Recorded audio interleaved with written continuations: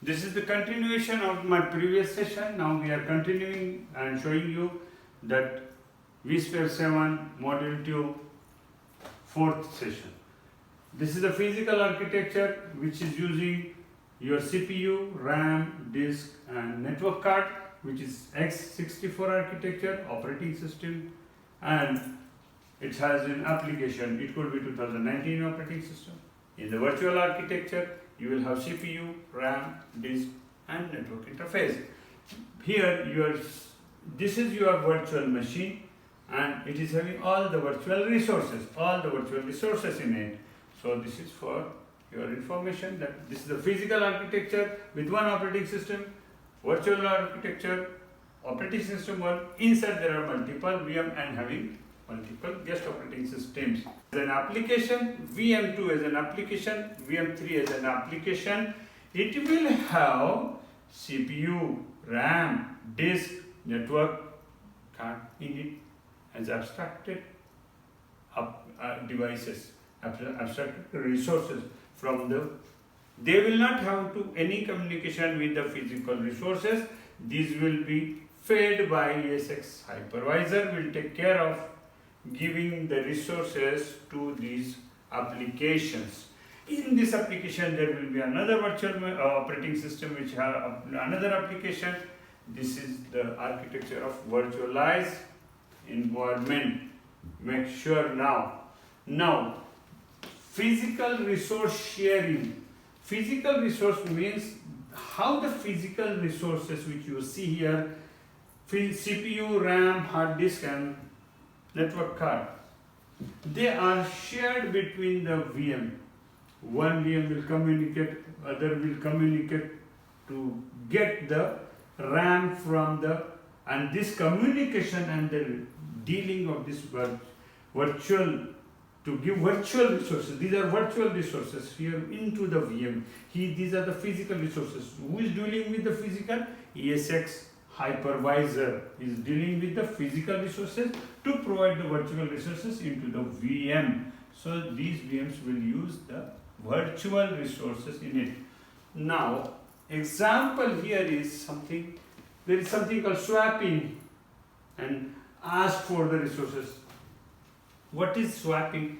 When you have memory of limited resource, is the memory is less in your normal machine, you are doing a page file or swap. So all the data which is not accommodated into the RAM is getting swapped into the disk space, acting as a RAM. So swapping is also taking place here into the virtual machine, also into this. There is one point I want to point it out, make a note. You can bind a virtual machine to be attached to only one ESX host, which you do not want to move it. In that case, you bind the swap of that virtual machine with that ESX host. Halas, the machine gets stuck. You cannot migrate that machine onto the different host. There is sometimes requirement from the licensing authority that you should not move this virtual machine at any time to another ESX host.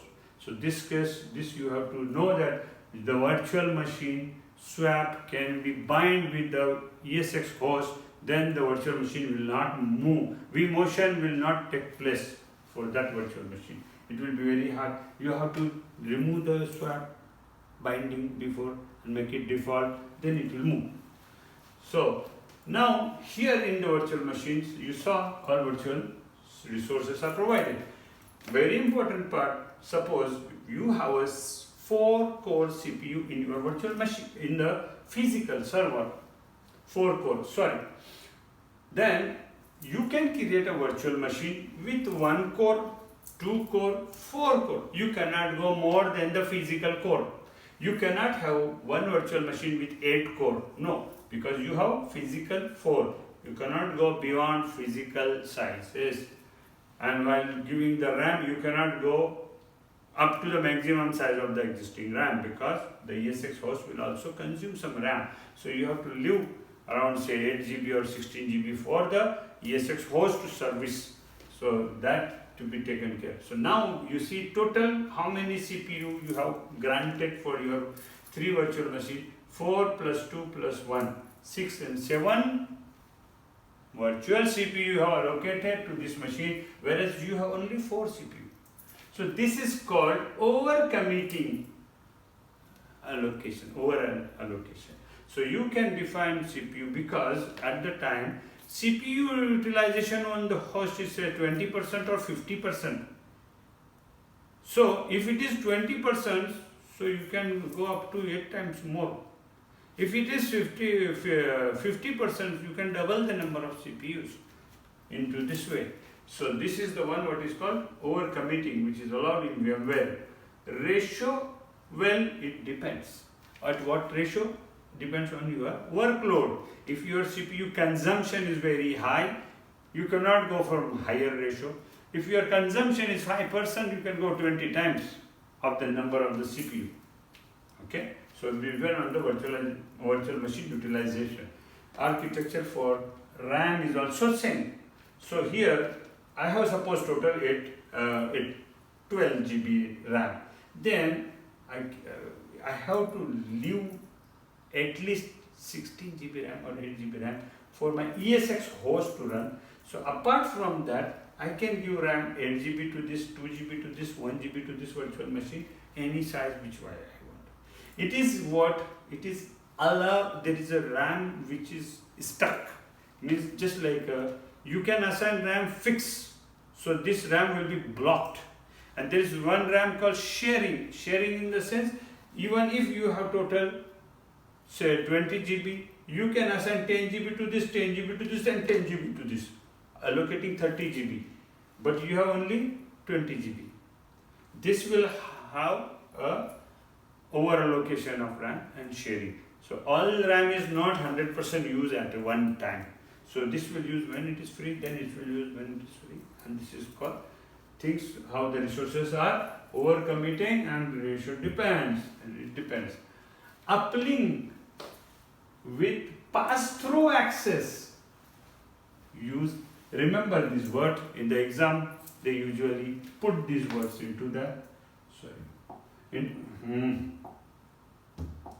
because this board is first very sensitive with my static charge it acts.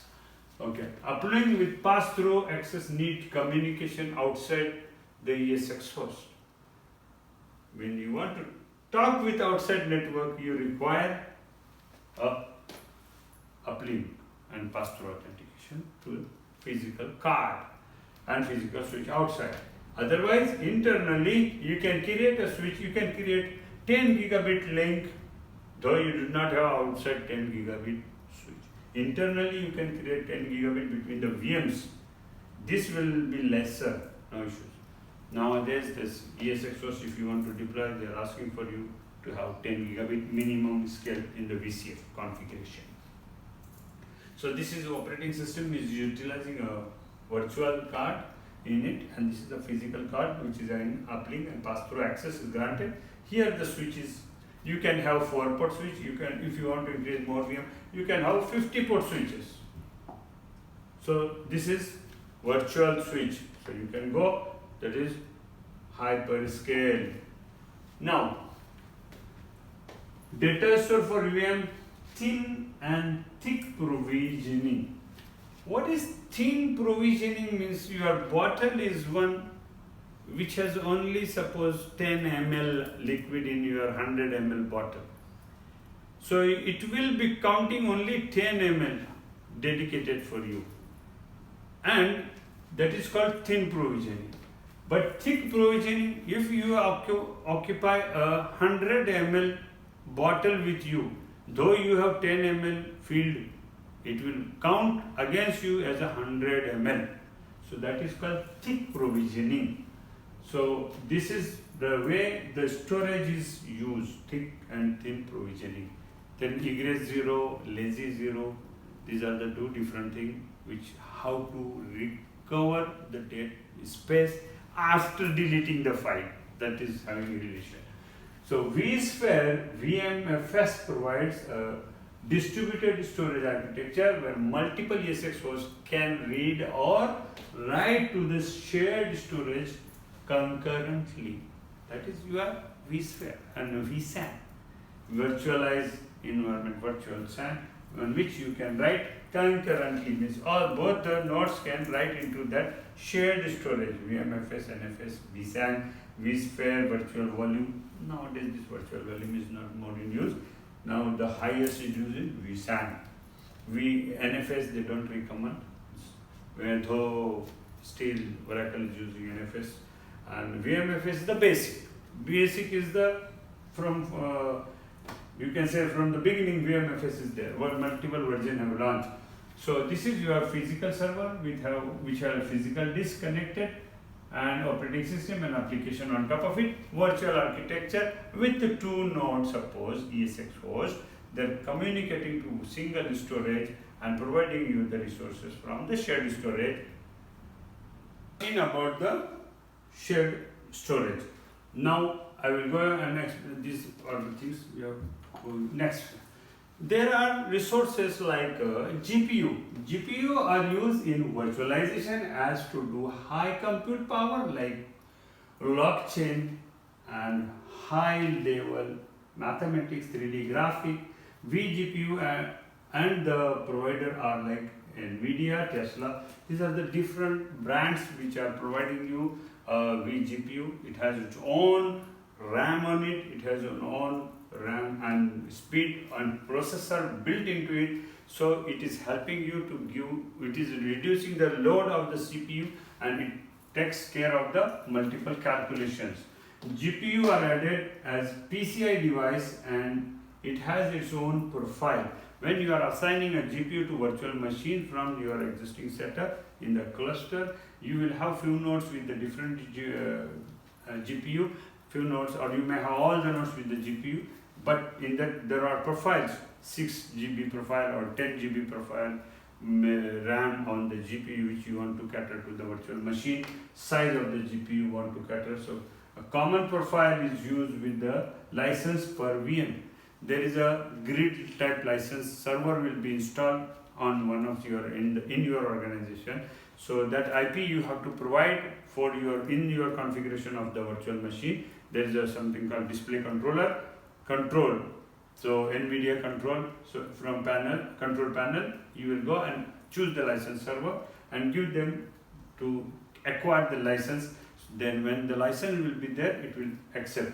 And you have to run a license, plus you have to install drivers on your ESX host as well as inside the VM based on which VM you are using, means like with Windows 10. So you have to deploy that GPU driver on Windows 10 virtual machine, and you are running 2019 or 16 server, then you have to install the driver which is used for that operating system. You have to install GPU driver in ESX host and also in the virtual machine guest operating system. So now here is the one what I have explained you so far. Here, what is vSphere client and vCenter server? These are the two components which we will be utilizing and using throughout our infrastructure and discussion. So VMware host client on VMware host client on ESX host and Power CLI, and here vSphere client on vCenter server. You see, vSphere client, VMware host client. In the exam they are confusing you. You are using vCenter server and you are running from that host client, VMware host. All confusing question will come. You remember that vSphere client is based with the access the vCenter server, and VMware host client is used to access the ESXi host. Directly you can access that by using a VMware host client, means which you do HTTPS IP address of the VMware ESX host, that is VMware host client, and which you communicate with the vCenter server which is already installed inside a ESX host as a virtual machine. It's a virtual machine, and this is the operating system installed onto the physical, that is ESX host. Sorry. Okay. So this is the one. You can reboot it anytime. vCenter server can be rebooted. It will not stop your VM. It will not stop your switches. It is not shown you or written anywhere that you can restart vCenter at any time. I am telling you practically, you can restart your vCenter server anytime. It is managing all the VMs, it is managing the things. Even distributed switch also works without any problem. Services will not stop. Thanks for that. Now, these are the things which I have already shown you. Now, this my channel. I hope you will watch my videos thoroughly and share and subscribe my channel. That is what I am expecting from you. I am giving my 100% to you. Take care.